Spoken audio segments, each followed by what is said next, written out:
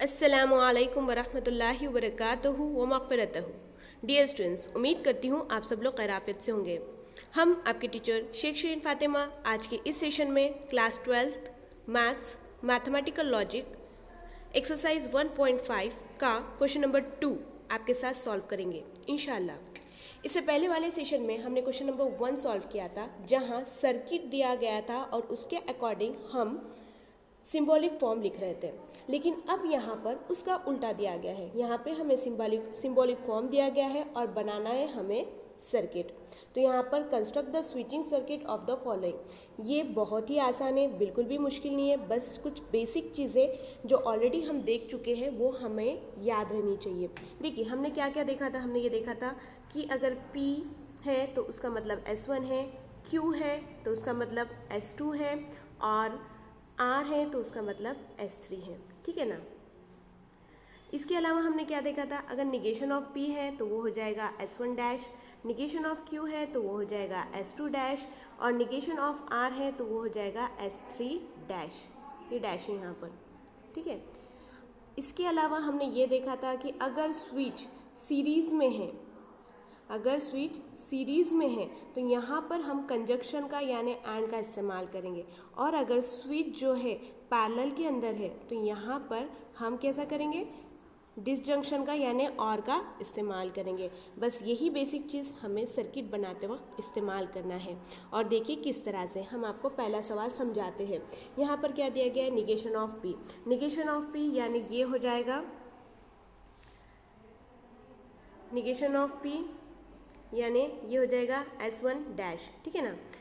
Q यानी S2, P यानी सिर्फ S1, निगेशन नहीं है तो डैश नहीं आएगा। निगेशन ऑफ R यानी S3 डैश। ठीक है ना। बस इसका इस्तेमाल हमें यहाँ पर करना है। अब देखिए क्या कहा गया है। सबसे पहले कहा गया है कि negation of P and Q। Negation of P यानी S1 डैश, तो एक पहले स्विच हम बना देंगे यहाँ पर। ये हमारा S1 हो गया डैश, निगेशन था इसलिए डैश यहाँ पर। ठीक है। Q सीरीज़ में है, एंड है यानी सीरीज़ के अंदर है, तो यहाँ पर हम एक और स्विच लेंगे। तो यहाँ पर ये हो जाएगा अपना Q यानी S2। ठीक है। इसके आगे पैरेलल है, पैरेलल के लिए हमें वापस नीचे आना पड़ेगा कुछ इस तरह से। P यानी S1 लेना है, तो ये सिंबल बना देंगे हम स्विच का। ये हो गया हमारा S1, निगेशन नहीं है इसलिए डैश नहीं आएगा। एंड यानी फिर सीरीज़। अब निगेशन R है यानी यहाँ पर हमें स्विच S3 लेना होगा।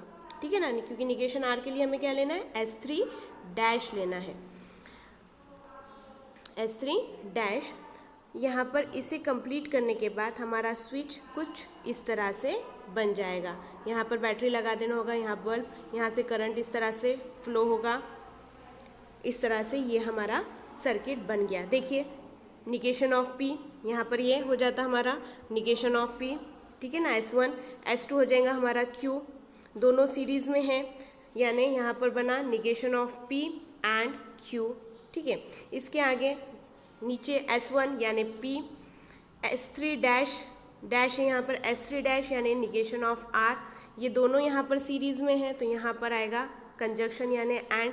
और ये दोनों यहाँ पर पैरेलल सीरीज़ में है तो पैरेलल के लिए हम इस्तेमाल करेंगे और। तो इस तरह से हमारा क्वेश्चन नंबर 1 का हमने सर्किट बनाया।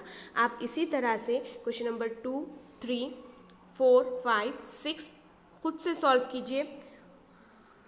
लिखना आपको इस तरह से क्वेश्चन नंबर 1 का बताया गया है। क्वेश्चन नंबर 1 इस तरह से आपको लिखना है, बिल्कुल वैसे ही है जैसा बताया गया था।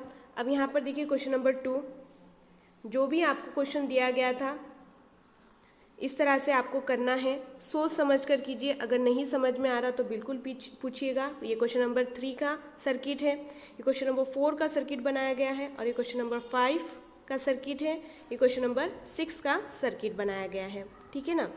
उम्मीद करती हूँ ये आपको समझा होगा। फिर भी किसी भी तरह की कोई भी प्रॉब्लम है तो प्लीज़ बिल्कुल पूछिएगा। जज़ाकल्लाह खैरन कसीरा। अल्लाह हाफिज़।